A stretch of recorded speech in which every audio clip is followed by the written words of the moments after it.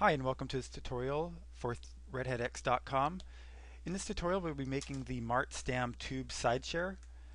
With the dimensions of this chair, we're going to have a width of 19.5 inches, a depth of 25 inches, and a height of 32.5 inches. Now the seat of this chair is going to be about 19.25. So let's go ahead and get started by changing our units and getting our grid set up so we can start modeling this chair. So first thing I'm going to do is I'm going to go over to Customize, and I'm going to go ahead to my unit setup. And inside a unit setup, because I'm using decimal inches and I'm not using any kind of feet, I'm going to go ahead and make things simple for myself for later in the future when I start typing in decimal inches. I'm going to go ahead and make everything decimal inches. So I don't want to have any kind of fractional inches or feet in here because it's going to make things more difficult for me later on down the road. So let's go ahead and do decimal inches. And once you have that, go ahead and hit OK. Now because we're working in such a small scale of just inches, I also want to change my grid up a little bit so I can see where I'm actually moving my cursor and how far I'm actually moving for each line I make. So let's go ahead and go to Snaps, and let's go ahead and right click on Snaps.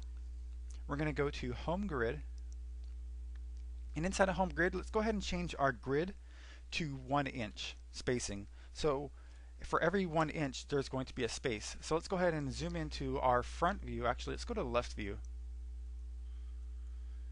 So left view, and let's go ahead and expand that with Alt W. So let's go ahead and zoom out. So for every one of these boxes it's going to be 1 inch. So let's go ahead and get started with that chair. Let's go ahead and grab our line tool. And let's go ahead and start at the origin of 0, 0, or at least close as we can to 0, 0. And I'm going to go ahead and start off with the depth of the chair, which was, I believe, 32.5 inches. No, excuse me, 25 inches. So let's go ahead and start here. And I'm going to go across, and I can hold down Shift to create a straight line. Now, to know that I have 25 inches, I can look down here at the bottom where I have my X, Y, and Z. And I can see as I go across, the Y is going to show me in inches. So I'm going to try to get that 25 inches as close as possible. If I zoom in, I can see more of my grid. So I'm going to watch really closely. I'm going to try to get as close as possible to 25 inches. And right about there. I'm going to go ahead and click once, and we're going to go up to the height of the seat itself, which was 19.25. So I'm going to go all the way up to 19, as close as I can to 19.25. So on the Z-axis, if you watch that, so we're going up, and right about 19. So right about there is fine. I can go back and adjust it later on. Alright, so we're going to go back across, and we're going to go ahead and create the height of the chair. Zoom out a little bit. And the height of the total height of the chair is 32.5, so we're going to watch the Z-axis one more time, so 32.5.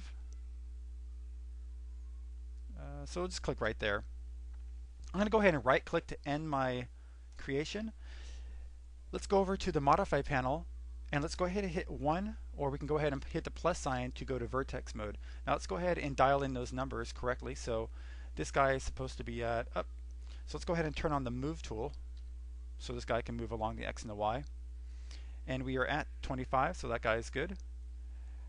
The height of this one should be at 19.5, so let's go ahead and dial that in. 19.5 inches. This vertex right here should be at 19.5 as well. And the total height is going to be 32.5. So 32.5 inches, hit enter. Okay, so now that we have the profile of the chair, let's go ahead and create the width of the chair. So I'm going to go ahead and exit out of vertex mode, and let's go to the front view. So inside the front view, I'm going to zoom in a little bit, and let's go ahead and make the width. And the width of this chair was 25 inches, so let's go ahead and bring this out along the X direction to about 25, and get as close as possible, and go ahead and release. Now we want to do a copy, not an instance, because we're going to attach these guys together and do some welding. If we had it as an instance, we're not going to be able to attach and do welding. So let's go ahead and keep it as an instance and hit OK. Or excuse me, keep it as a copy and hit OK. Alright, so this guy was at 25. Let me just double check that real quick. Actually, I think it was, I'm sorry, it's 19.2, 19.5 was the width. There we go. Alright, so we have 19.5 as our width. So if we go ahead and take a look at this in perspective, we can see that we have both sides of our chair. Now the next thing we want to do is connect the top of the chair from one side to the other. Now in order to do that, we need to go ahead and attach these two splines together. In order to do that, let's go ahead over back to our command panel, and it doesn't matter which one we have selected. Let's go ahead and find attach inside of geometry. So click on attach and click on the other spline, and now we have both of them as one spline or one object. Let's go ahead and turn off attach, and let's go ahead and create a line that attaches from this vertex over to this vertice. Now to do that, I'm going to go ahead and turn on endpoint auto welding so we can just automatically have those guys weld together. And we're going to do create line. Now before I turn on create line, I also want these guys to make sure they snap to that vertice. So I'm going to go ahead up to snaps, right click, and make sure that my vertex snap is on. Once I have that, I'm going to go ahead and close that out and turn on snaps. I'm going to go over here to create line, go up to the top of my vertex, click once, and come over here to the next vertice, click once, and right click to end it. So those guys are attached now. Let's go to the bottom one. Connect from here to here as well. And right click to end. Alright, so I'm going to go back into vertex mode. I'm going to go ahead and turn off create line. And what I'm going to do is I'm going to go ahead and turn on this show vertex number just to make sure that all the vertices did get welded when I just did that creation. So let's go ahead and turn on show vertex numbers, and you'll see, actually when I come over here, let's see, looks like we have two numbers actually that didn't get welded. 1, 2, it looks like these numbers over here didn't get welded as well. So that's why I wanted to turn on that show vertex numbers, because these guys did not actually get welded together. But that's okay. Let's go ahead and come up here. Let's go ahead and just do a drag selection. And we see that we have two vertices selected. So let's go ahead and just right click, and we're going to go to weld vertices. So now those guys are together. Let's just make sure that this guy is actually welded, in which he is. And this guy down here was not welded, so let's go ahead, select that, and make sure you do a drag selection. If you just do a click, you're only going to select one vertice, so double check that you do a drag selection, and you see that, oops, I think I already welded that. So, and right click, and then you can weld that if it wasn't welded. So let's double check to make sure our numbers are in sequence. Let's see if I can find one. Let's see, it's 5, 6, 7, 8, 9, 10, 11, and I'm missing 1. So there's 2. So let's go ahead and find number 1. I think it might be down here. So as you can see, I have two vertices selected. Let's go ahead and right click, weld vertices, and now I have my number 1. So now we have a sequence of numbers 1, 2, 3, 4, 5, and all the way down to 10. Now let's go ahead and fillet our edges or our corners. Let's make those a little bit more rounder. So I could do it two ways. I could do it from here, or I could do it from a left view, just so I can make sure I get them both sides at the same time. But I'm going to go ahead and select these two, and I'm going to come down to fillet.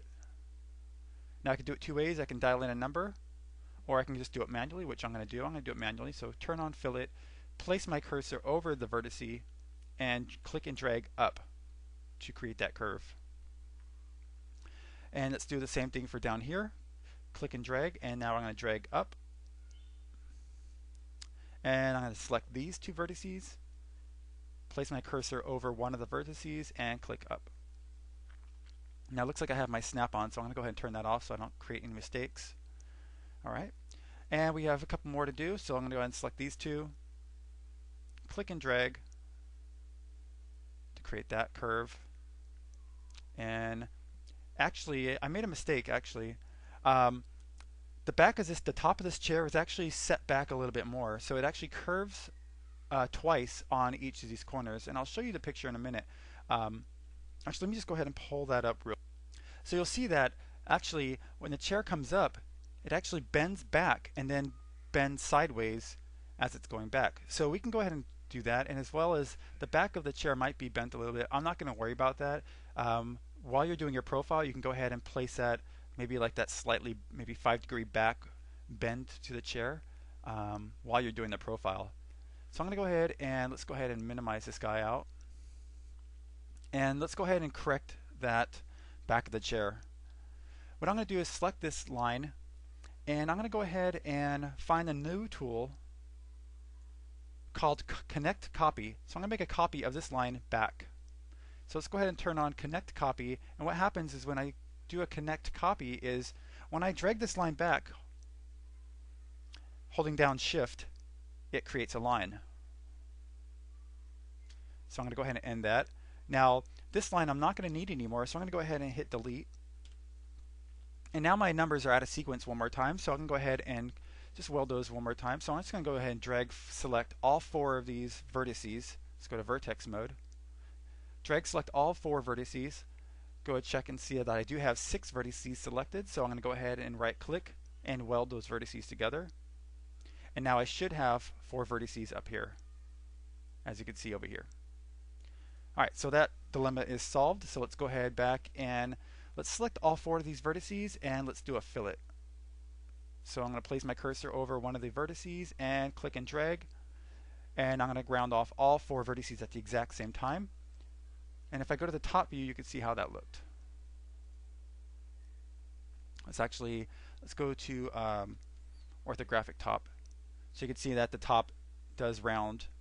If I go to the front view, you can see how that's looking right now. Alright, so we have the basic wiring for our chair. Let's go ahead and take a look at that one more time. So we have the wiring for our chair. I'm not going to worry about this little guy down here. That's an easy fix if you want to add that in there. But let's go ahead and turn on render and viewport render and renderer. So I'm going to turn off fillet. I'm going to go up to rendering. I'm going to turn on enable render and enable viewport. And what that'll do is allow me to see the framing inside the viewport, and when I render, it'll allow me to see the render. So I'm going to go ahead and pause that for now, and in the next video we're going to go ahead and place the seat inside of here as well as the back of the seat.